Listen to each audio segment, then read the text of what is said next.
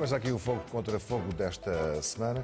Paulo Moraes e Maria Pinto, boa noite. Vamos começar pelos desenvolvimentos da Operação Marquês. Não sei se lhe perguntei, não cheguei a perguntar, concorda com pulseira eletrónica para prisão domiciliária ou não?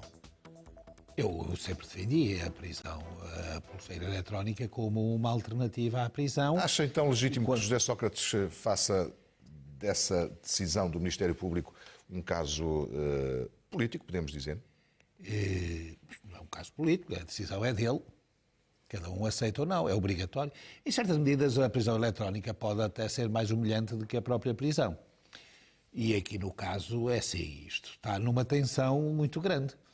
Andamos há meio ano a correr à procura de factos que o incriminem.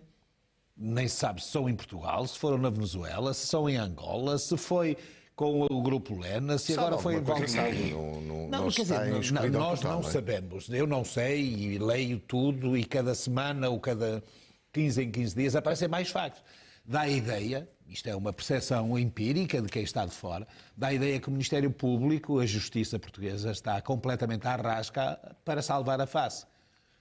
Mas porquê que diz isso? Porque não há factos. José Carlos, quando prende alguém, confronta com o facto. O senhor matou fulano, há ali um cadáver. Mas isso é criminal, Maria Pinto. Estamos a falar de coisas muito mais complexas. Não, isto é direito criminal. Sim. Isto é direito criminal. Os senhores têm dinheiro por corrupção. De onde é que veio? Qual foi o ato que eu pratiquei? Que é para ele poder dizer. Isso não existe. Gasta muito dinheiro. Vai existir a seu tempo, porque não pode ser imediato. É assim, não sei se pode ser ou não. Então, talvez não se devesse prender e primeiro investigava-se, encontravam-se os factos e as provas e depois prendia-se. Que é assim que fazem nos países avançados. Assim que se faz nos Estados Unidos, na Inglaterra, não tanto em França, mas na Alemanha já se faz nos países do Norte. Primeiro investiga-se uma pessoa. Há suspeitas, vamos investigar. Com discrição, com reserva. Vamos investigar. Encontramos as provas, prendemos-lo. Aqui prendeu-se e agora anda à procura das provas. Não, ora bom, isto parece... Os indícios são posso estar imensos, errado, não é? José Carlos, posso estar errado. Não sei. Eu vou ler. Pode até ser condenado. Pode. Andamos de grau em degrau, de país em país, de empresa em empresa, de empreendimento em empreendimento. Bolas, há 6 meses. Há países... E são países mais avançados do que nós, onde a justiça funciona muito melhor do que nós. Prende-se uma pessoa, a acusação tem o máximo de 1 mês. Tem que ser a acusação, porque se há indícios suficientemente fortes para prender, então há também para acusar. Acusem.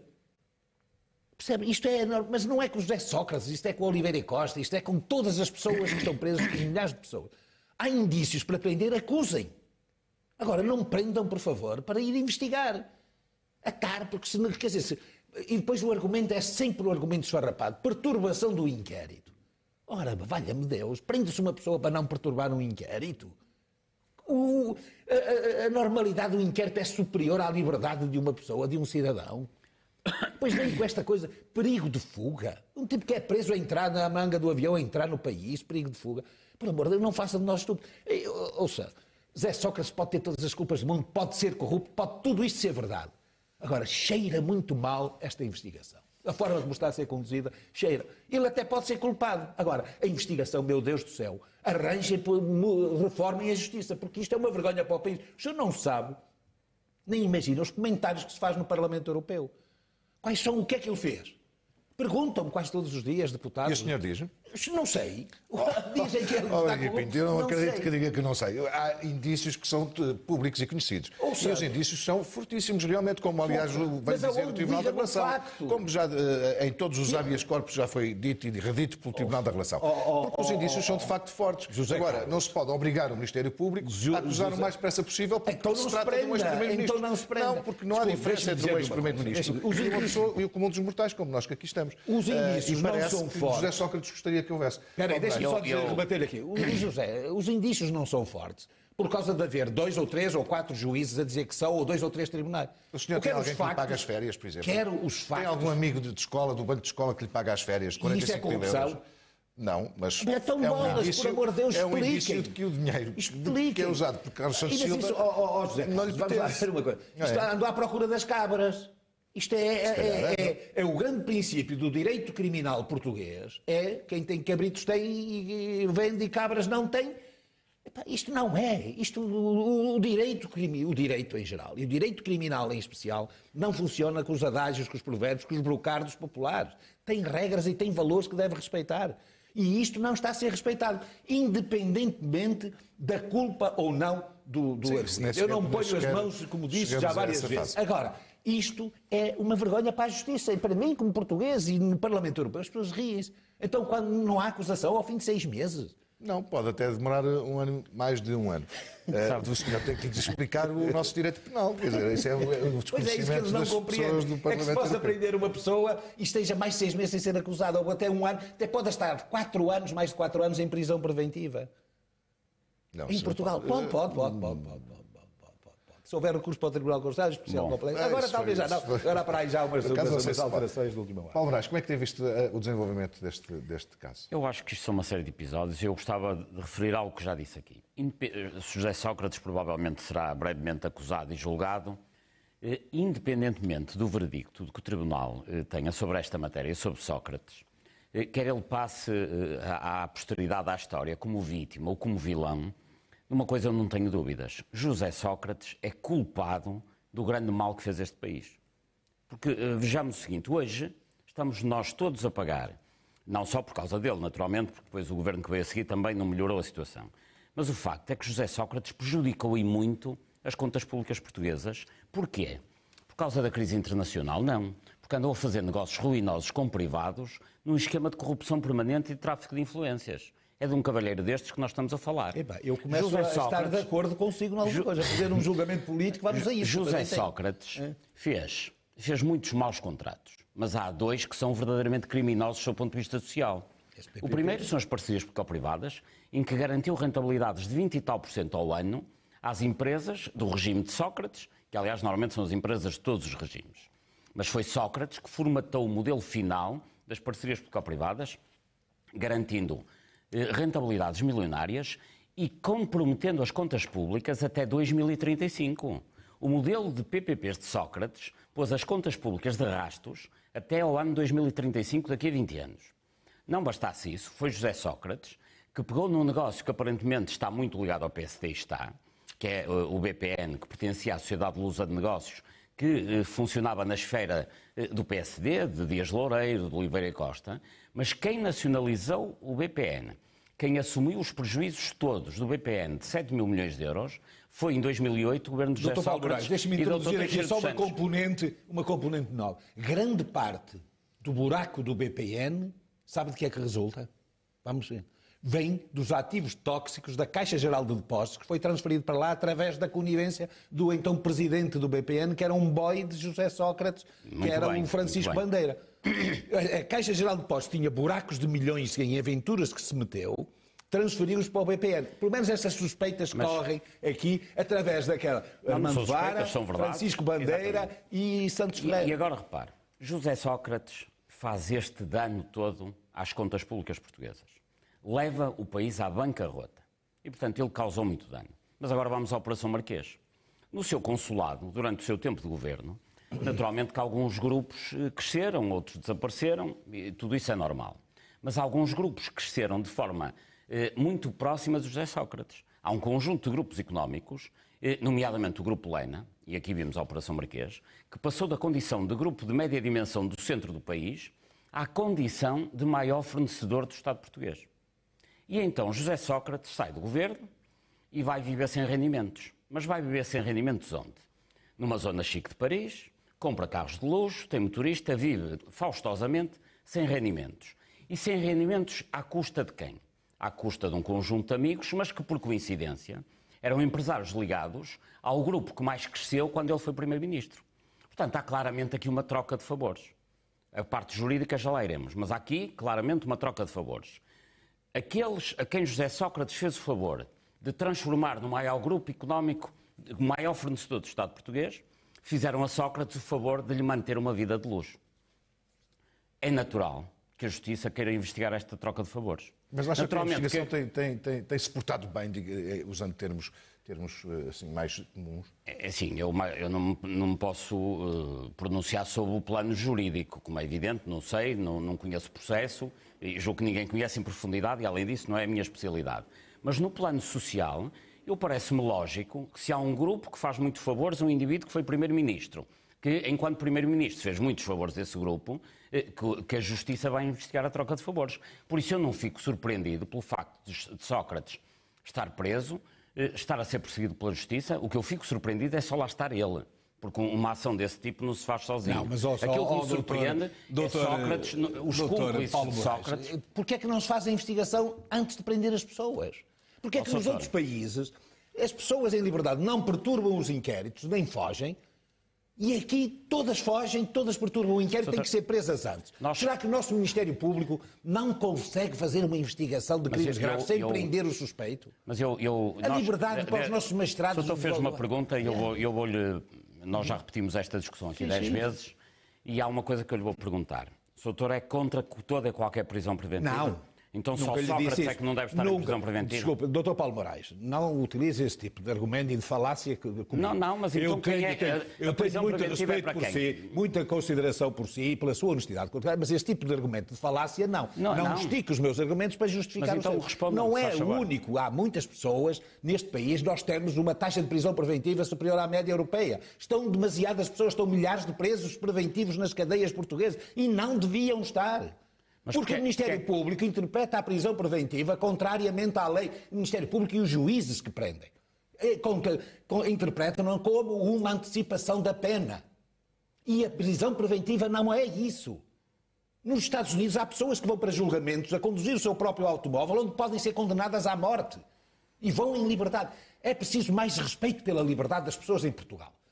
E não é o José Sócrates que me mete pena, porque ele sabe, é os milhares de pessoas que estão presos e depois são absolvidos, ou os outros que depois estão presos e depois são condenados a uma pena de prisão exatamente igual ao tempo que estiveram em prisão preventiva, justamente para salvar a face dos colegas. Portanto, temos que ter uma nova justiça, não uma justiça do Estado novo ou medieval, uma justiça que respeite a liberdade do ser humano. E investigue com as pessoas em liberdade como fazem os outros países, a Suécia, os Estados Unidos, a Inglaterra, a Alemanha, etc. Mas há prisão preventiva em todos esses países. Está bem, mas vai haver um número de presos, é uma coisa alucinante a desproporção. Nós temos 14 mil presos em Portugal, somos dos países, não é o primeiro, é o segundo país da Europa, que tem mais pessoas presas em Portugal. Em prisão preventiva é cerca de um quarto. Bolas, as nossas autoridades não conseguem investigar sem meter na cadeia ao suspeito. Nos Estados Unidos fazem, na Inglaterra, nos países, e aqui não. E estamos há 40 anos em democracia e utilizamos os mesmos métodos ainda piores que no tempo da ditadura. Mas a questão que se coloca aqui, eu não vou nem sequer discutir isso, não tenho mas isto são factos palpáveis, são factos... Mas é sim, mas José Sócrates devia ter um tratamento especial ou devia estar na condição dos mesmos outros que são injustiçados? Não, mas ouça, ele está a ser mais injustiçado que os outros? Não. Está a ser igual aos outros, mas estamos a falar dele. Os outros, infelizmente, nem dignidade têm para vir a um debate aqui. E ele tem, no que foi primeiro-ministro. Agora, os outros desgraçados, que nem o nome sabemos, e são milhares deles, continuam. Nós temos um juiz, hoje, no tribunal, que meteu uma adolescente de 16 anos na cadeia por uma zaragata, impulsionado por um estado de alma. Um juiz não decide com os seus estados de alma, não pode ter estados de alma, tem que ser objetivo e sereno. Uma miúda de 16 anos por uma zaragata onde não houve sequer ferimentos, mas porque o juiz viu um vídeo e ficou revoltado, meteu-a na cadeia, em prisão preventiva. Isto não é um país democrático, isto não é um país civilizado. És de modos inerrebos, quer dizer, investiguem sem prender. A prisão preventiva é para aquilo. Ouça, um agressor da violência doméstica. Muitos deles têm que ir para a prisão preventiva, com certeza, porque se ficarem em liberdade, continuam a atividade, continuam a ser uma ameaça para as vítimas. Assaltantes há muitas pessoas que justificam a prisão preventiva para evitar a continuação da atividade criminal. Eu não posso deixar passar este ponto, é que é assim, neste caso, deixe-me só concluir o meu raciocínio. Não está a ser mais injustiçado que os outros todos. Não está a ter um tratamento... A única coisa que o torna mais coisa é que ele está a ter um tratamento preferencialmente negativo. Não está. Não estou a dizer... É igual aos outros. Muito bem. É igual, olha, para mim, a intervenção que eu digo acerca de José Sócrates tem hoje mais... Mas eu disse-o acerca da Leonor Cipriano. Disse-o acerca do Mário Machado. Disse-o acerca do Oliveira e Costa, que era uma pessoa com quem tive um litígio em tribunal e arrastou-se em tribunal. Porquê meter um velho de 70 e tal anos com uma doença em prisão preventiva para investigar um crime económico? Bolas, quer dizer, não estão crimes de sangue, não é terrorismo, não é ameaça... Só porque o Ministério Público não se sente seguro a investigar ou sente-se mais seguro a investigar se as pessoas estiverem na cadeia. Bolas, isto não é um país, quer dizer, isto não é um sistema judicial democrático. Não podemos confiar em juízes assim. Os juízes são uma ameaça à justiça. Juízes assim são uma ameaça à justiça. E, portanto, por amor de Deus, há que mudar. Eu não quero saber se Sócrates sai inocente, se estiver culpado, prendam-no, julguem-no, condenam-no a 30 anos de cadeia, 25 anos de cadeia. Mas acusem-no então, ou então soltem-no. Porque as pessoas têm direito à liberdade. Mas é o José Sócrates, são os milhares que estão na cadeia. Aqueles de que eu falei antigamente. Vamos acrescentar aqui uma outra coisa que aconteceu esta semana, que foi a divulgação de uma peça processual, podemos dizer assim, que foi um inquérito... ou quase que, eu não sei se lhe hei de chamar um inquérito, mas é um interrogatório. Um interrogatório dentro do inquérito. Dentro do inquérito, onde o tom de José Sócrates anda entre a ameaça e, não sei bem como lhe chamar, é um tom normal para si? Eu não ouvi. Mas leu? Não li sequer, porque eu cheguei ontem à noite e vou partir hoje de madrugada, ou melhor, desta noite, de hoje para amanhã outra vez. Mas já me contaram. Quer dizer, o tom não é em si... Olhe, o órgão de informação que publicou isso não violou o segredo de justiça. Isto é que é importante dizer. Não violou, e não estou a dizer com ironias, vão já ver, não violou o segredo de justiça. Os órgãos de informação, muitas vezes o seu principal é violar segredos.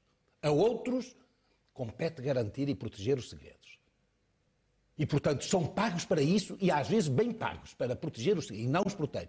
Quem violou o segredo foi quem teve acesso aos autos, retirou de lá essa cópia e a forneceu depois ao órgão de informação que a divulgou, penso que foi a revista Sábado. Sim. Pronto.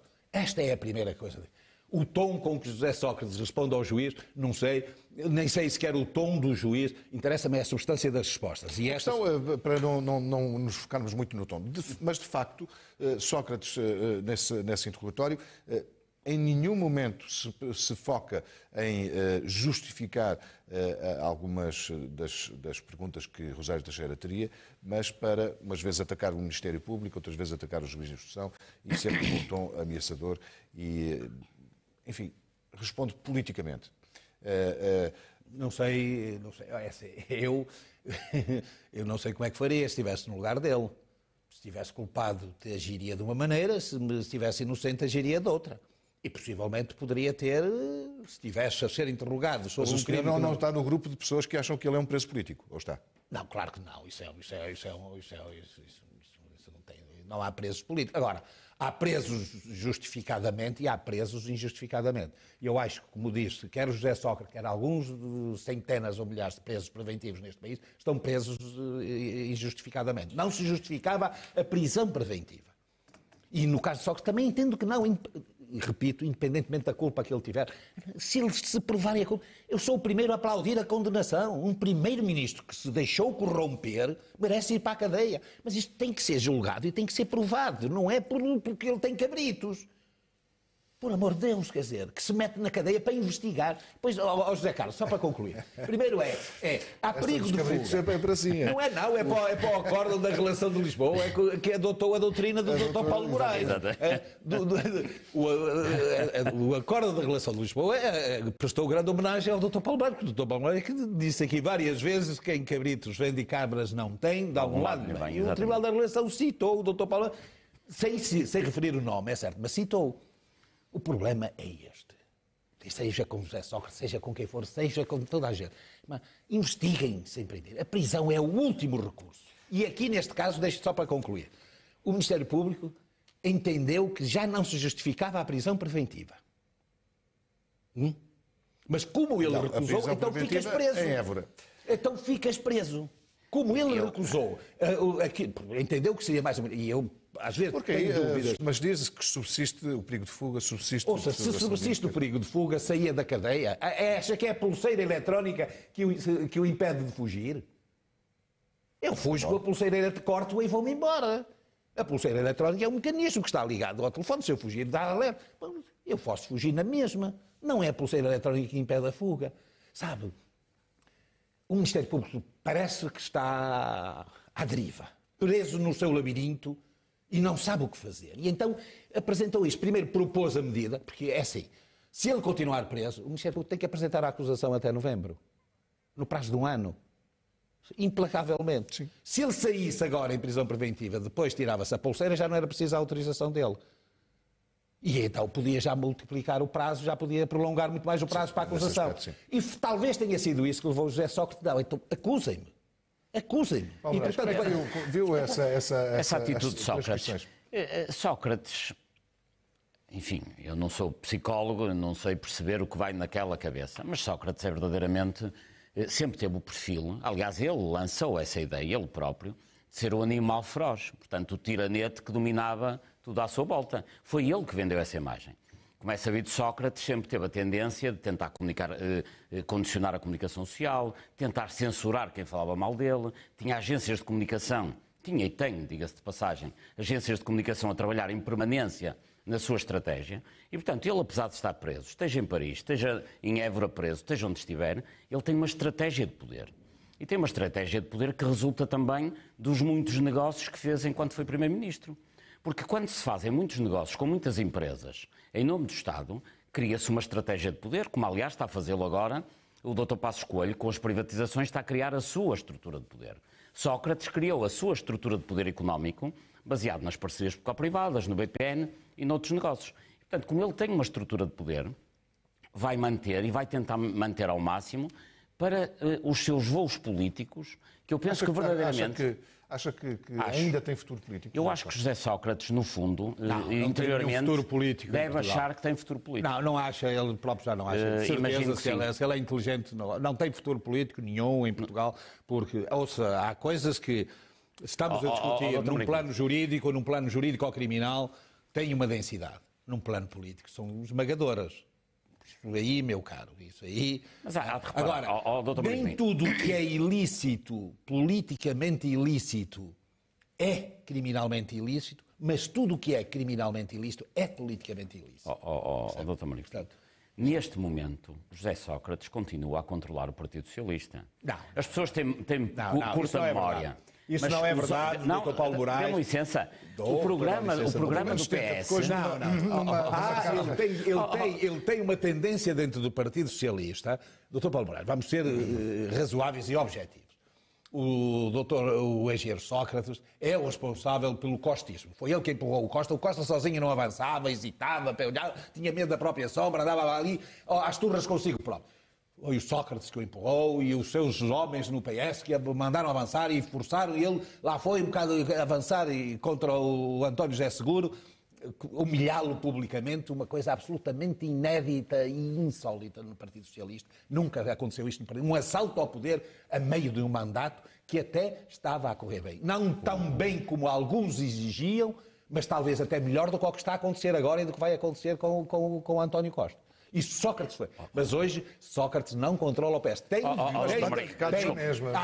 O Sócrates também, o Dr. Mário Soares manda. Só o António José Seguro é que ainda não começou a mandar recados, mas qualquer dia vai também começar a mandá-los. Sócrates controla o PS hoje por dentro e por fora. Bastará ver que o PS teve a sua convenção e ninguém deu por ela, em termos mediáticos e no espaço público, porque entretanto Sócrates inventou estas cenas. Mas não bastasse Sócrates inventou esta cena. Espera lá. O Ministério Público é que propôs essa cena. E propô-lo a liberdade no dia. Foi o Ministério Público que propôs a pulseira eletrónica. Não por coincidência, não foi o Sócrates que inventou. Sócrates pede ao seu advogado para falar no dia da convenção do PS. Podias esperar 2 ou 3 dias. Não, em cima da convenção do PS que Sócrates faz uma comunicação ao país.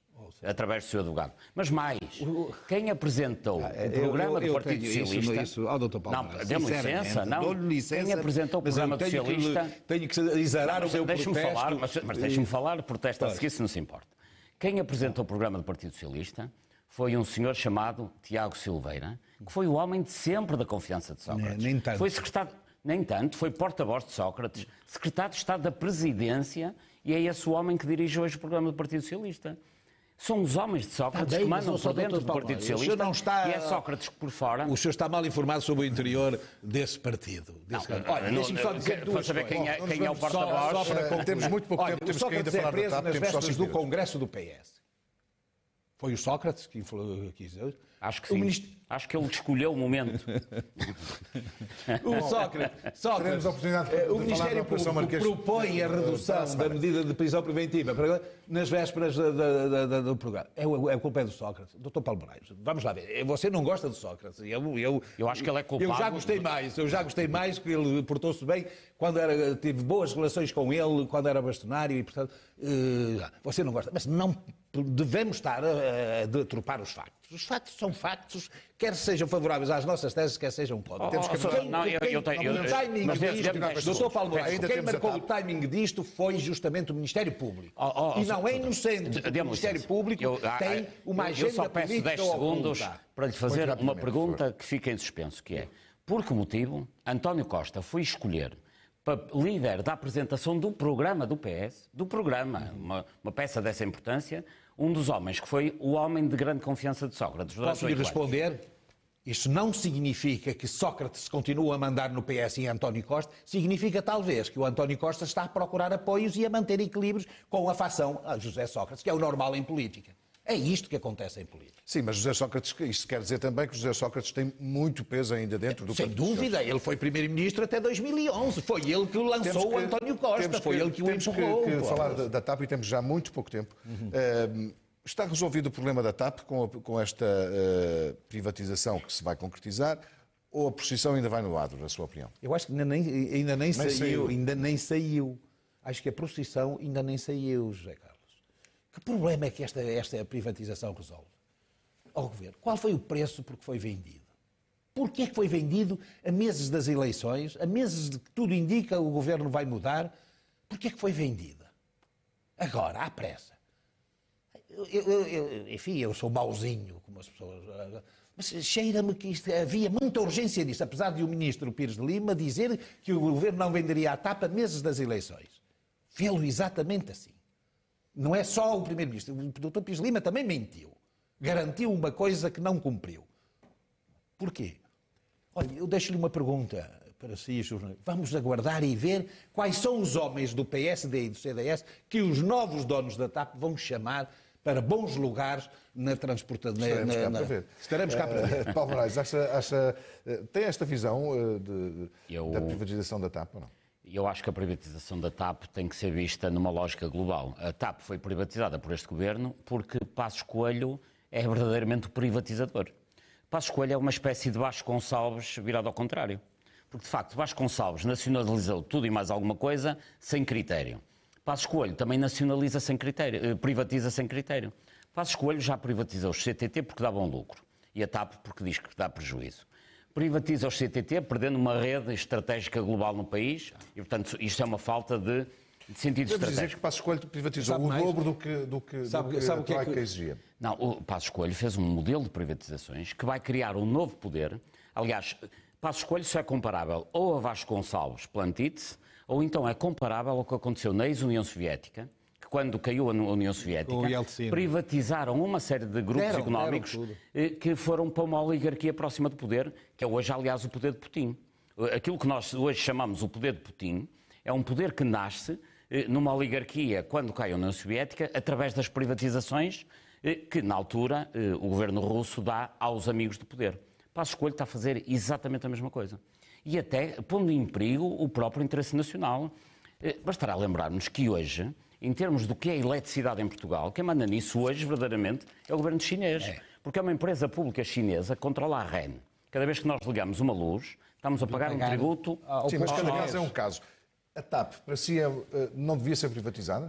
Não é só para mim. Em 2015, o Sr. Dr. Fernando Pinto, presidente da TAP, dizia que a TAP dava lucro nos últimos 8 anos, não precisava de ser privatizada. Quando é que ele disse isso? Foi há 10 anos? Não. Disse em 2015, li isto no Expresso, em fevereiro de 2015. Portanto, de facto, o que acontece com a TAP, e é importante que as pessoas percebam isto, a TAP deu sempre lucro, exceto em 2008. Sempre lucro. Ainda há um ano, a TAP apresentava 30 e tal milhões, não sei de cor, de lucro. Sempre lucro depois daquela reformulação. O que acontece é que o Fernando Pinto e a tutela decidiram investir numa empresa no Brasil que deu prejuízo. Qualquer grupo económico privado, quando tem num país uma empresa que dá lucro e outra que está a gerar prejuízo nos outros lados, vende a que dá prejuízo, não vende a que dá lucro. Portanto, em Portugal fizeram o contrário. É ao contrário. Portanto, isto não tem racionalidade. Está ao serviço de interesses privados. Isto não tem racionalidade económica nenhuma. Público nenhuma. Dos portugueses. Não está. Obrigado por terem vindo. Até para a semana, Marinho Muito obrigado. Moraes. Fecha este Fogo contra Fogo. Boa noite.